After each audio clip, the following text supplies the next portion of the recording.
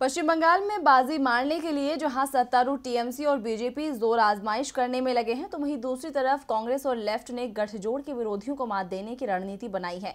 सूबे में कांग्रेस और लेफ्ट के बीच गठबंधन की तस्वीर लगभग साफ हो चुकी है। इस गठजोड़ के साथ ही अब टिकट बंटवारे पर भी मंथन का दौर तेज है। कहा जा रहा है कि दोनों दलों में सीटों को लेकर भी सहमति बन गई है। तो क्या कहता है गठबंधन का गणित, देखते हैं इसका पूरा विश्लेषण।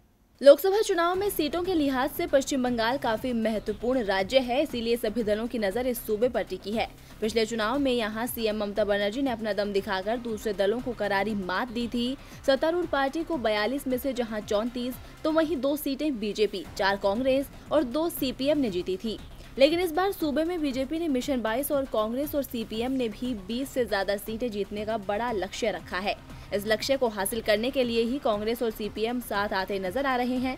पिछले काफी वक्त से दोनों दलों में गठबंधन की कवायद तेज है। कभी भी इसकी आधिकारिक घोषणा हो जाएगी, लेकिन उससे पहले सीटों के बंटवारे पर मंथन का दौर तेज है।